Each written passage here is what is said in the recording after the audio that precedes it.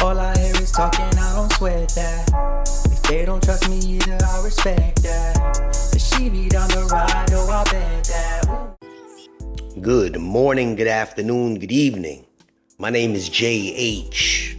How y'all doing, Postal family? Is everybody good? Is everybody cool? Everybody clean? Everybody crisp? Everybody irie? Video description below. Check her out. She doing these things for me. First, today is the day, Thursday, September 21st. Jay got another baby. Yay! Got another little soldier. I thought I told you. Was born about 12:30 p.m. Yes, congratulations on Pop. I'm not a grandpa. I'm Pop. Let's talk, baby. Let's talk.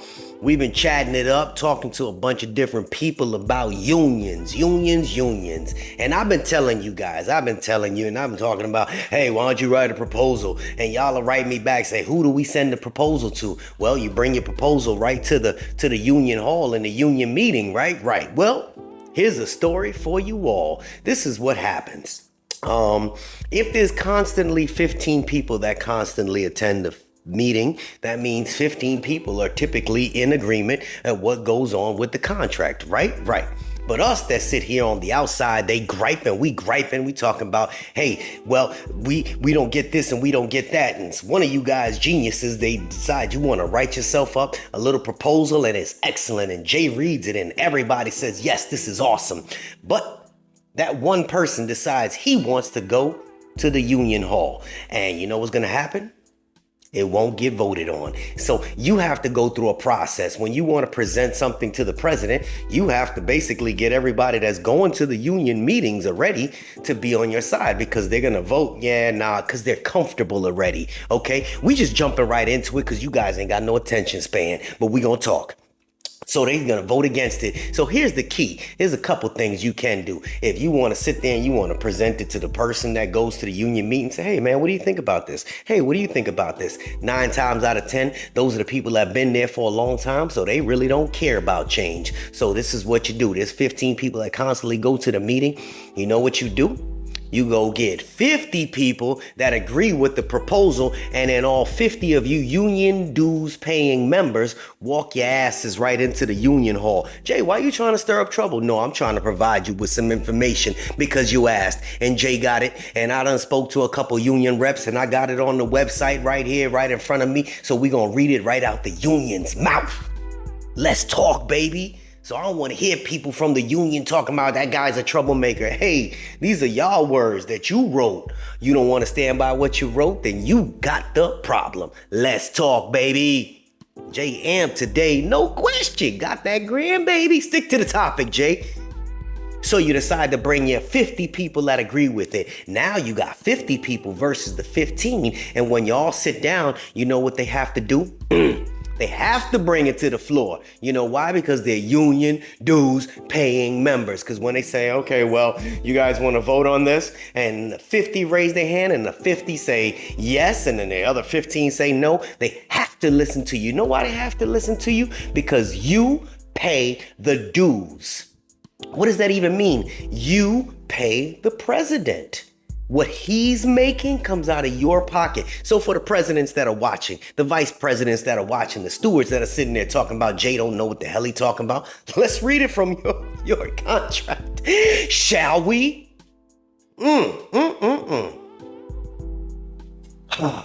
First and foremost, what makes the union work? You do. The members. Every level of the APWU operates democratically on the principle of majority rule. Majority rule. You heard what it said? Majority rule. Members have a free voice. Members have a free voice to vote and express their views in the union. Not to be told, get that bullshit out of here. You know who I'm talking about. Members. Right here. Members have a free voice to vote and express their views in the union. All local, regional, and national officers are elected by who? You, the members. Let's talk, baby.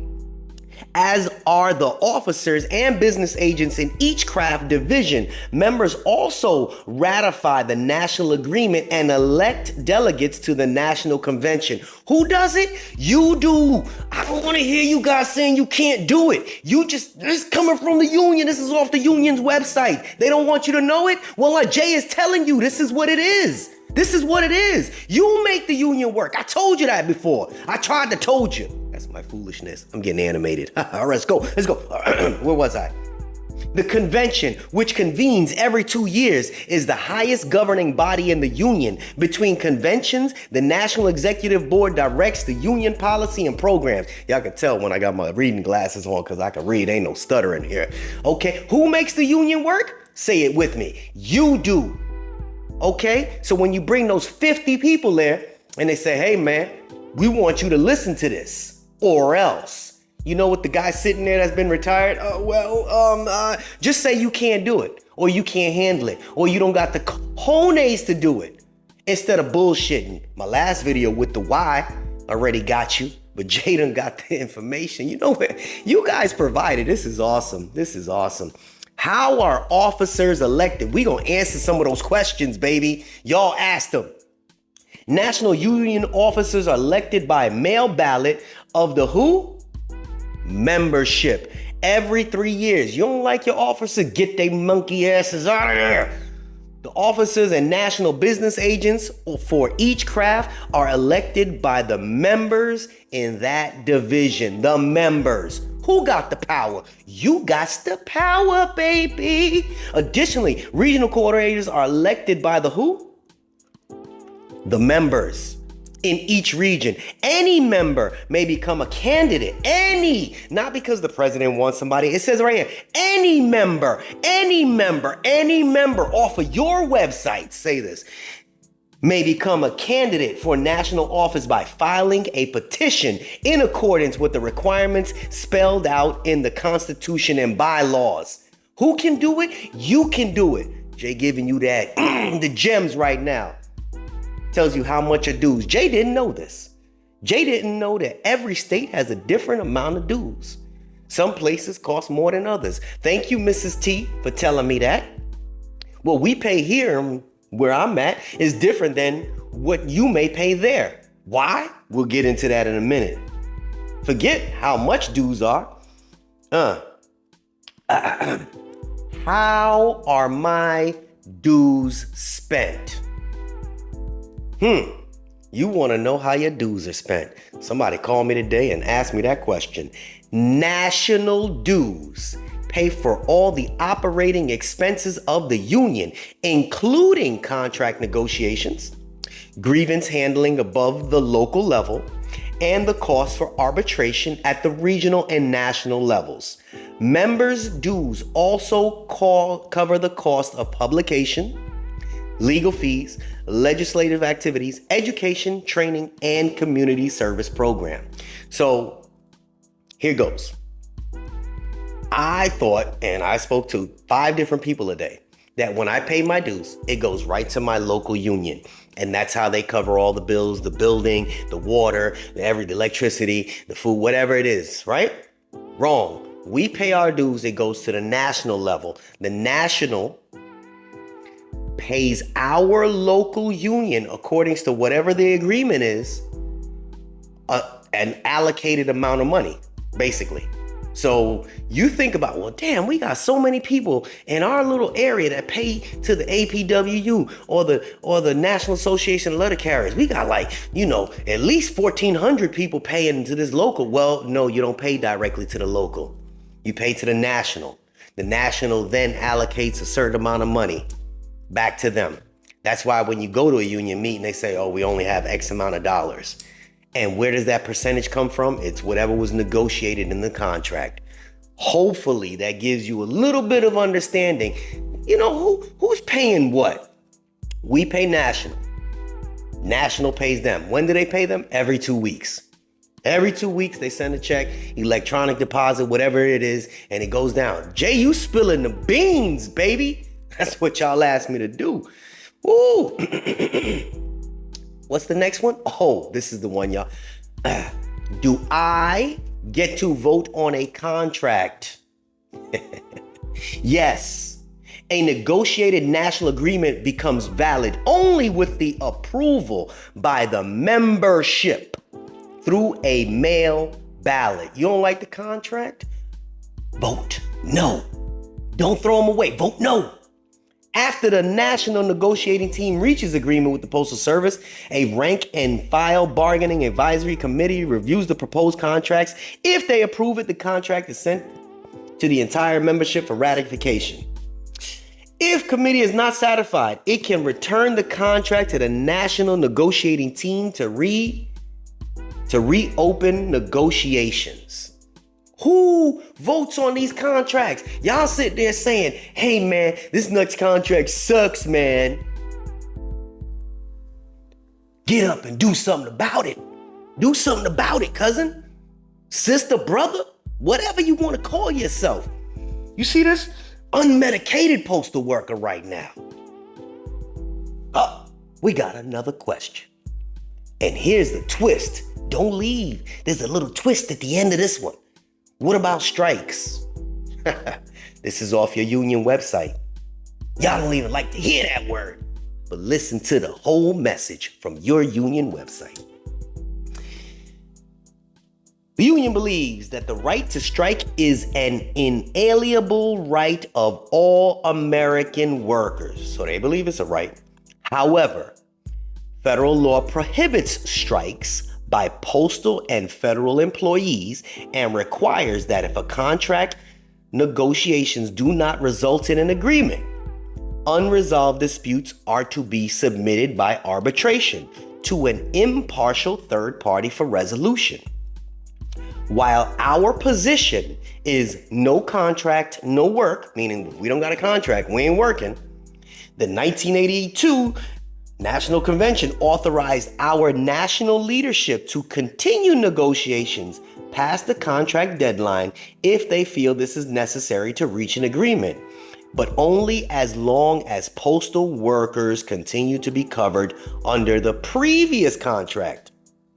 Thus, the APWU views the strike as a weapon of last resort to be used only when all other means of reaching agreement has been exhausted. Let me read that to you one more time.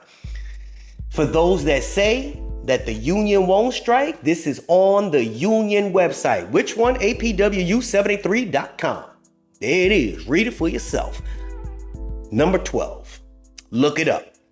Last sentence. Thus, the APWU views the strike as a weapon of last resort to be used only when all other means of reaching agreement has been exhausted. That doesn't mean that we can't strike. That means they don't want to strike. Who said that? Our union says that. It's right there. It's right there. Slap me silly and shave me naked. All right. Is the APWU affiliated with other organizations? Yes. The APWU is affiliated with the American Federation of Labor Congress of Industrial Organizations, AFL-CIO, a federation of 54 national international labor unions with a combined membership of 10 million workers. APWU is also affiliated with United Network International, an organization of labor unions representing workers in the field of communications in nations throughout the world. See that? So, yeah.